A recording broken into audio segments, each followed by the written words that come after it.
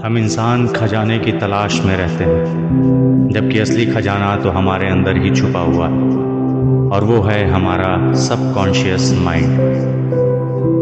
अगर आप अभी गरीब, अनसक्सेसफुल, अकेले और नाखुश हैं, तो ये बुक आपकी मदद कर सकती है अपने उस पोटेंशियल को प्राप्त करने में जिसके बारे में शायद आपने कभी सपने में भी नहीं सोचा होगा। द लॉ ऑफ अट्रैक्शन, इसके बारे में आपने पहले ही सुना होगा, जिसके अनुसार आप जो चाहते हैं वो आपको मिल जाता है। अगर आप पैसा चाहते हैं तो आपको पैसा मिल जाता है। अगर आप एक अच्छी बॉडी चाहते हैं तो आपको एक अच्छी बॉडी भी मिल जाती है। लेकिन सोचने वाली बात यह है कि आखिर ये होता कैसे है। इस सवाल का जवाब बहुत ही सिंपल है, और जवाब है हमारा सबकॉन्शियस माइंड। हमारा सबकॉन्शियस माइंड हमें वो सारी चीज़ें देता है जो हम उससे चाहते हैं। ये किताब the power of your subconscious mind, जिसके ऑथर जोसेफ मर्फी हैं, हर उस इंसान को पढ़नी चाहिए जो अपनी ज़िंदगी में बहुत दुखी है, जो गरीब है और सक्सेसफुल बनना चाहता है।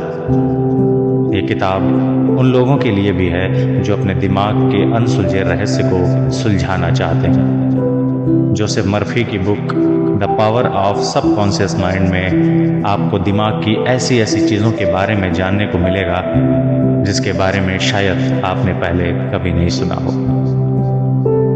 तो आइए आपको इंट्रोड्यूस कराते हैं इस किताब से, जिसका नाम है the power of subconscious mind. दोस्तों, ये किताब उनके लिए लिखी गई है जो अपने दिमाग पर भरोसा नहीं करते।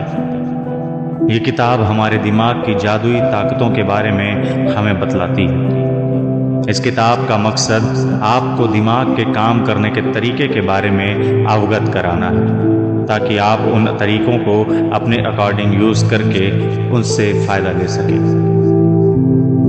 हमारे दिमाग की पावर को बताने के लिए ऑथर ने एक बहुत ही अच्छा इंसिडेंट शेयर किया है। वो कहते हैं कि एक बार 75 साल की औरत ने उन्हें खत लिखा और कहा कि वो फिर से शादी करना चाहती है और खुश रहना चाहती है। तब लेखक ने उससे कहा कि आप खुद को ऐसा एहसास दिलाएं कि आप एक शादीशुदा औरत हैं और बहुत खुश हैं।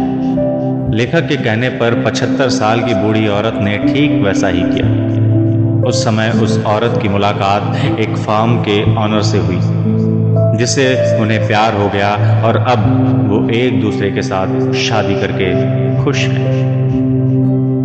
ऑथर कहते हैं कि जब आप किसी टेस्ट से पहले खुद को बार बार यकीन दिलाते हैं कि आप टेस्ट में फेल हो जाएंगे, तो आपकी मेहनत करने के बाद भी आप उस टेस्ट में फेल हो जाते हैं, फिर चाहे आपने कितनी भी पढ़ाई क्यों ना की हो।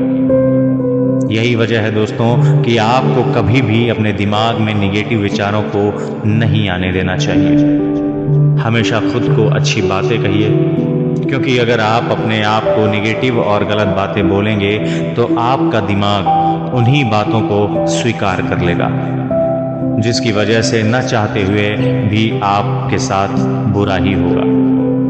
लेकिन वहीं अगर आप अपने आप से अच्छी बातें करते हैं, जैसे कि आप कहते हैं कि हाँ, मैंने पढ़ाई तो ज़्यादा नहीं की, लेकिन मेरा टेस्ट बहुत अच्छा जाएगा, क्योंकि मुझे खुद पर बहुत विश्वास है, तो बहुत ज़्यादा चांसेस हैं कि आपका वो टेस्ट अच्छा जाए। इस तरह से हमेशा अपने आप से पॉजिटिव बातें कीजिए। तो आइए जानते हैं कि हमारा दिमाग काम कैसे करता है।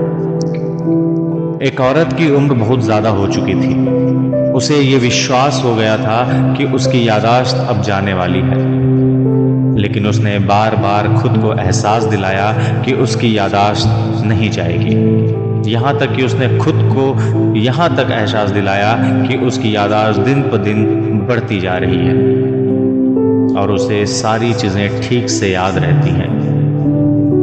उस औरत के कहने पर उसका ये विश्वास पक्का हो गया और वही हुआ जैसा उसने कहा था।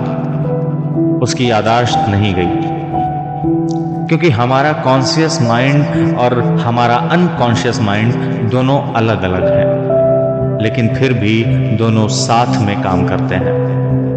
जो बातें हम अपने आप से बार बार अनकॉन्शियस माइंड में कहते हैं, वो बात अनकॉन्शियस माइंड से कॉन्शियस माइंड में चली जाती है, जिससे कॉन्शियस माइंड हमारी बातों पर काम करना शुरू कर देता है।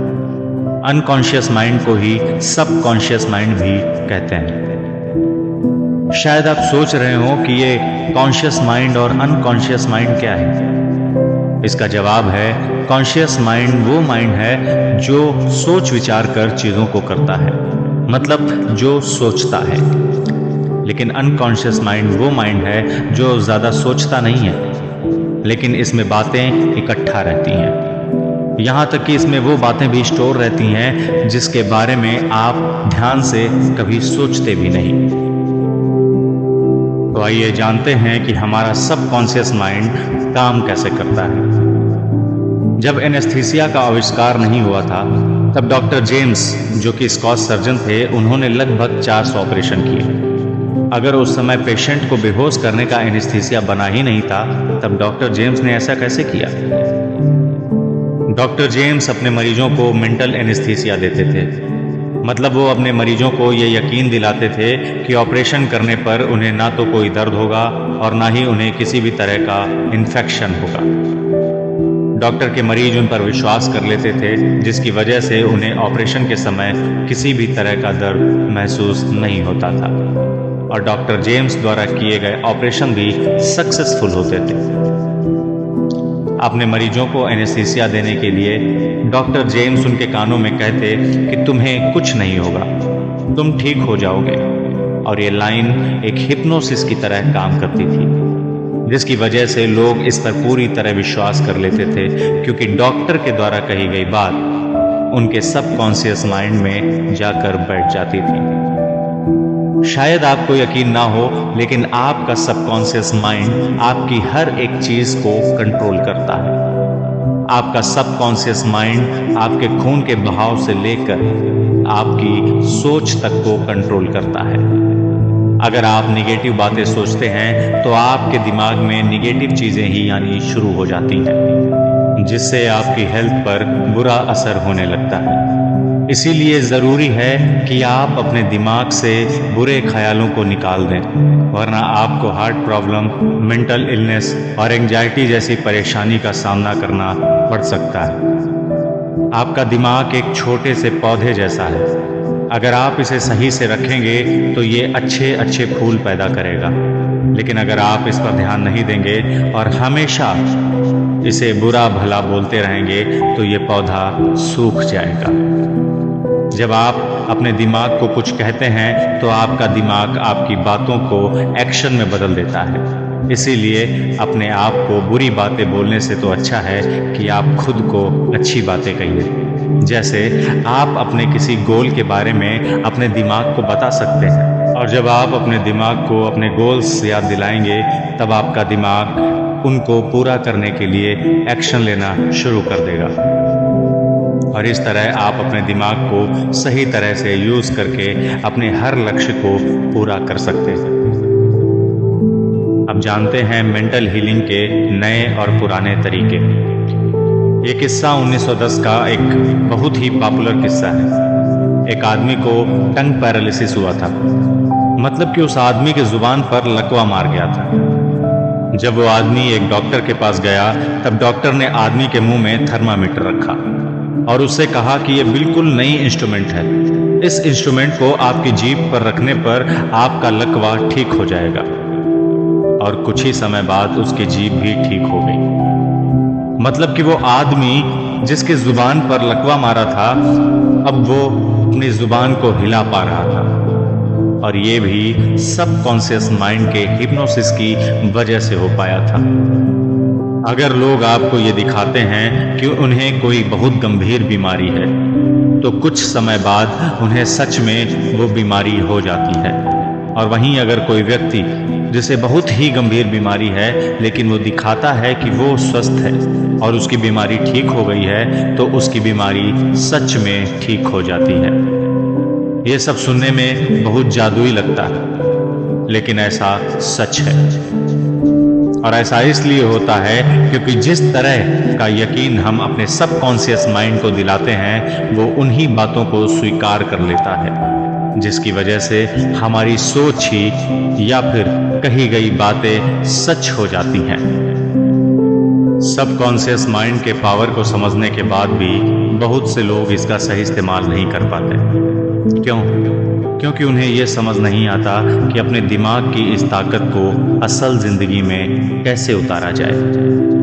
लेखक कहते हैं कि अपने दिमाग की ताकत को अपनी जिंदगी में उतारने से पहले आपको यह समझना होगा कि आप किस चीज से प्रभावित होते हैं। मतलब ऐसी कौन सी चीज है जो आपको सबसे ज्यादा इफेक्ट करती है। अपने दिमाग की पावर को आजमाने के लिए आप अपने दिमाग में एक आइडिया सोचें और फिर उस आइडिया को पूरा करने के लिए एक प्लान बनाएं और ऑप्शन डिसाइड कीजिए। फिर धीरे धीरे देखेंगे कि आपका दिमाग आपको कहाँ ले जाता है। लेकिन इस बीच अपने दिमाग में एक भी बुरे ख्याल ना आने दें, क्योंकि ऐसा करना आपकी सारी मेहनत को बेकार कर देगा। आखिर में लेकिन सबसे जरूरी चीज, प्रार्थना कीजिए और अपनी प्रार्थना के ऊपर विश्वास कीजिए। तो अब जानते हैं मेंटल हीलिंग की प्रैक्टिस टेक्निक के बारे में। दोस्तों, हमारी दुआएं सही समय पर सुनी जाती हैं, ना तो पहले पूरी होती हैं और ना ही बाद में। कुछ चीज़ें पहले होनी होती हैं तो कुछ चीज़ें बाद में होने के लिए बची रह जाती हैं।